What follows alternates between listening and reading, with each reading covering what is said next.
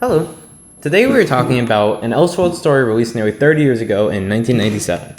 Elseworlds' finest, Supergirl and Batgirl, is a story set in a hypertime dimension. The timeline is wobbly, but that doesn't really matter because I'm more interested in a character who appears for one in panel who's based on a real historical figure, albeit with a brand new presidential status. The character?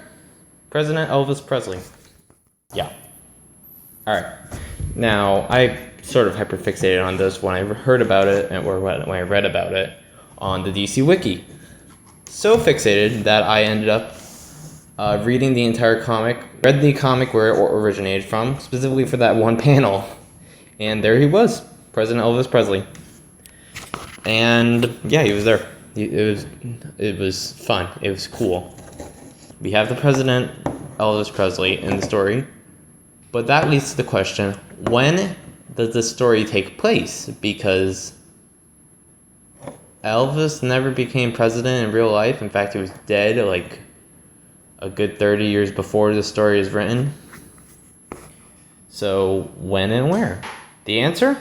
We're going to make one.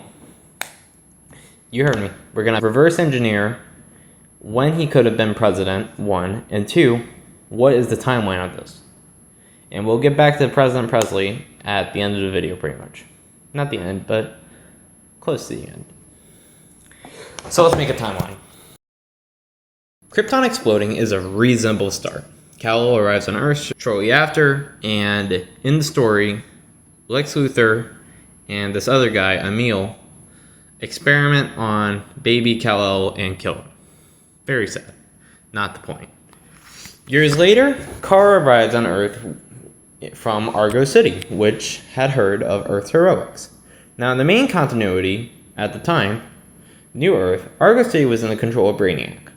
But I feel that this hypertime dimension wasn't really focusing on New Earth continuity, but more so Earth 1's. Now, Earth 1 is the previous continuity before Crisis on Infinite Earth and the whole continuity game. Just reboot. Now, the reason I'm clarifying this is because of hypertime. At least the hypertime dimensions.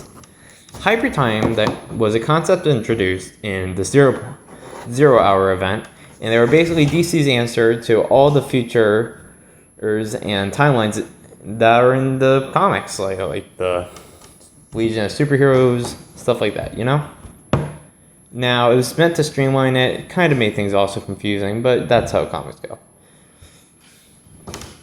And one of the side effects was that they could use hypertime dimensions to bring back characters from Earth 1's canon. So like Barbara Gordon, instead of Oracle, she was Batgirl in the hypertime event. Stuff like that, fun stuff.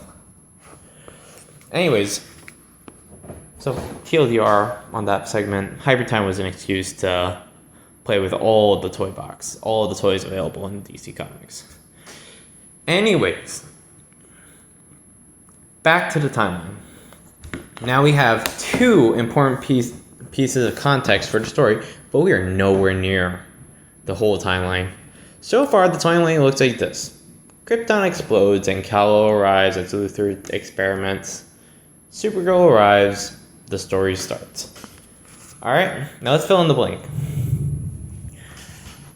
Multiple superheroes that have different origin stories in this, as made apparent by the fact that Abinster was alive, Barry Allen was a founding member of the Justice Society, not Justice League, Justice Society, along with Captain Marvel, and Abinster was already mentioned, but he was in the Justice Society as well, and Wonder Woman. Wonder Woman is a very integral part of this story because she is basically the maternal figure to Supergirl, okay? And she is important to this timeline as well because she kind of gives us a ruler to ruler the time, not ruler, what's the word? Measure time in this story, okay? So we have that. Then we have Crime Alley, but instead of the Waynes going to Crime Alley, it is the Gordons. And instead of Bruce Wayne becoming Batman because of this, Barbara Gordon becomes Batgirl. Now this is weird because she is the same age as Bruce Wayne in the story. Pretty much the same age, at least. There is very little difference from storytelling standpoint, and that's neat. It's neat. I don't know what it means, but it's neat. So anyway, she debuts as Batgirl. She takes over Gotham City as like a, not a sovereign state, but like a military, like a surveillance state. It's whatever. That's storytelling, and honestly, I don't think they really thought about the consequences of doing that in the story. But yeah. Anyways, now the timeline looks like this. Krypton explodes, Kal-El arrives, Luthor finds him, Wonder Woman, Captain Marvel, Barry Allen, and another superhero who the internet tells me is Airwave, founds the Justice Society of America, with Lex Luthor providing design details and land for the headquarters. The event of Crime Alley occur, with Joe Chill killing the Gordons. Notably, Barbara Gordon is a comparable age to Bruce Wayne, if not the same. Abin Sur is alive and still operating, meaning that Hal Jordan never became Green Lantern, or if he did, it just never came up in the story. But that's not really the point. We're gonna take what we see at face value. Captain Marvel and the Flash have both found successors, or at least Flash got a really weird different outfit, and Captain Marvel is no longer Billy Batson, which is a successor. So I think both of them got successors. Supergirl arrives, but after this, Wonder Woman goes through 3 costume changes between the foundation of the Justice Society and the start of the story, with her growing out her hair and then getting a new bird on her costume instead of just the regular bird. It's a new bird. In the same time frame that Supergirl arrives, Batgirl is debuting as, well, Barbara Gordon is debuting as Batgirl, and sometime the time after that, she is taking over the government of Gotham City and also gets some bullshit nanotech. Anyways, she also starts writing, and yeah, now she's an author as Barbara Gordon, and she is a a vigilante who gets nonsense nanotech because that's cool back in 97. Anyways, you might have noticed Barbara and Bruce are comparable ages, like the same. Now, this is difficult to explain other than it's hyper time and they can play with all the toys they want and make up whatever the rules, because it's not the real story. It's in Elseworlds. That's in a hyper time universe. So we're going to use a different superhero as a measuring stick for this, which, as I said, was Wonder Woman. We see her in 3 stages of her career. And yeah. I forgot what I was thinking. Alright. We see her at 3 stages of her career. We see her in early years with her traditional Wonder Woman outfit. We see her later years where she has the hair and it's a bit of a lot. And then we see her in the later years in the present where she has a new outfit and her hair changed. Additionally, we have the formation of the Justice Society to compare with. Now, again, I'm going to take some liberties because it's hyper time and Elseworlds. But it is more comparable to Justice League than Earth 2's Justice Society of America. This is because of the use of Barry Allen and the Green Lantern Corps in the scene. Abin Sur isn't Alan Scott, so therefore I'm going to just say he takes the place of Hal Jordan. Hal Gordon? No, what the... I cannot speak. Anyways.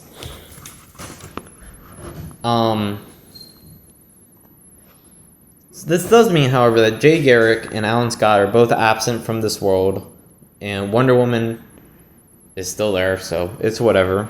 Same with Shazam. He's there, just gets replaced, and nobody mentioned it because this is the future. And with the future, you have to replace all your superheroes with new superheroes, and it's whatever. It's fine. Now this really throws a wrench in our timeline, but I am going to say that I'm going to guesstimate that The foundation of Justice Society would be put around 1960, because that's when the Justice League was founded in New Earth or New Earth or Earth, just in general.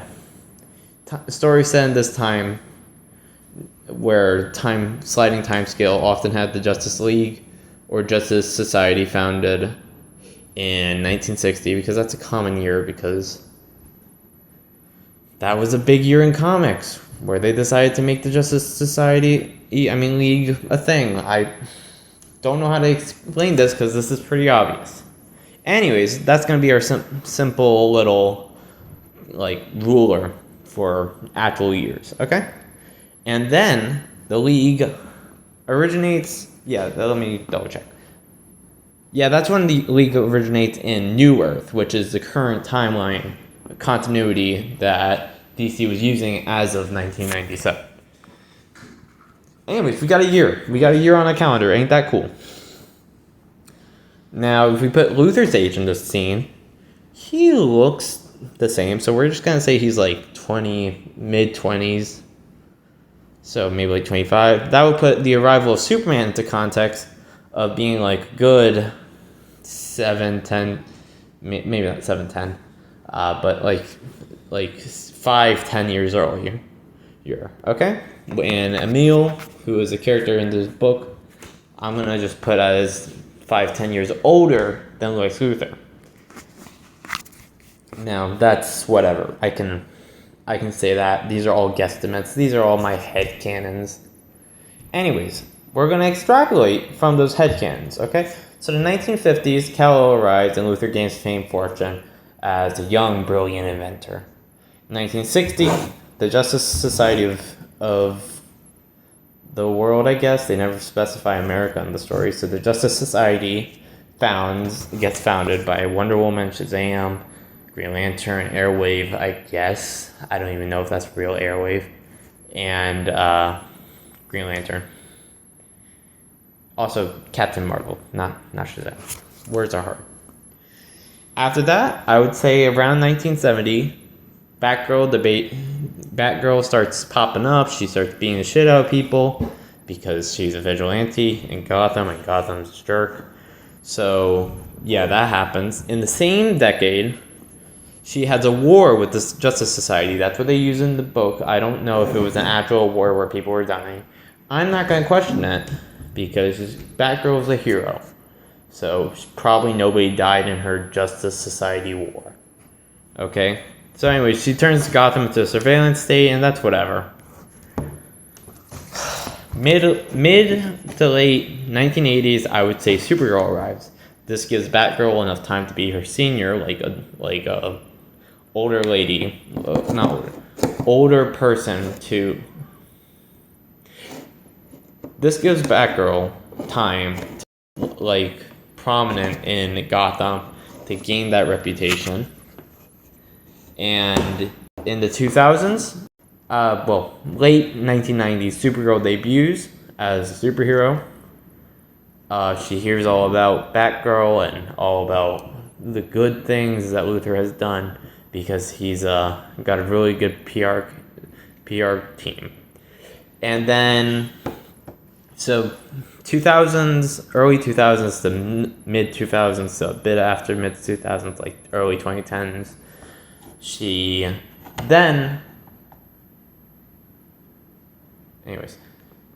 during the 2000s, Supergirl gets her rise to fame, which is in prominence in the story, which is whatever, because, fame and prominence is good. And then, in the 2010s, I would say sometime after 2015, the story takes place. Now, you may have noticed that my timeline puts the story in the 2010s. This would put Luthor at a brisk mid-80s. I don't care because he may not look it, but he also is rich with the best healthcare, and the world is prospering and expanding at a rapid rate, and he's at the helm, so he probably has enough medical nonsense and enough good surgery stuff to make him look younger than he actually is. Plus, this is a comic book. Who cares? So yeah, he gets all the fame and fortune and all that fun jazz that he got ill-gotten gains and whatnot. Yeah. One of the things I tried to keep consistent in is the years between Kal-El and Kara arriving to Earth, because oftentimes in main continuities, when Kara arrives to Earth, Clark is a full-grown adult. Yeah, like he is often in his 30s, maybe his 40s, very broad range. So I tried to keep the timeline closer to early 40s, so like early mid 40s like a 41, 42 year difference, because that felt like an appropriate time for the story to take place and allows for fully grown superheroes.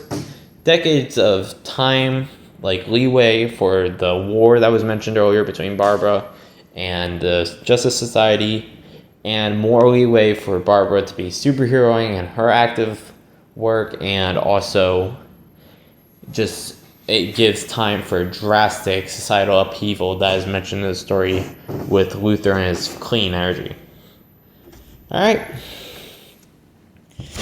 Now, reason I started this video, President Presley. So, as the title of this video, Presley is not only shown, but he's name dropped. Like, they literally call him President Presley. There's a guy making a little joke around it about his role as like a former singer. It's whatever. It's funny. But if you haven't noticed, Elvis Presley has been dead for a couple of decades, even by the time the story was written. So what gives? Well, simply put, the world prospered a ton, and because it prospered a ton, he didn't die. Yeah, just the prosperity of the world kind of reached to him, and because of that, he didn't have the issues he had in real life, and he just had the problem was solved before it began in this universe, which is cool, I guess. But he's the president. So when is he the president? Where is he the president? My guess is either 2012 or 2016.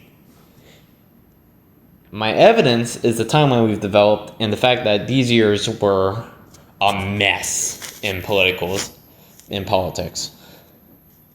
They were a complete mess. And because of that, I feel that with Lex Luthor and maybe some of the Justice Societies vouching for him, he could have gone to vote. He could have gone on the presidential campaign as an independent party, and win? Alright, so if he won in the 2016 election, that's whatever. He would be prime presidential age, and it would work really good for the story because it shows just how drastic the political upheaval of clean energy and the epidemics and all that fun jazz just not staying, because they got dealt with a good multiple decades prior. So he'd be at peak presidential age of 81. Alright, that's pretty much the end of this video.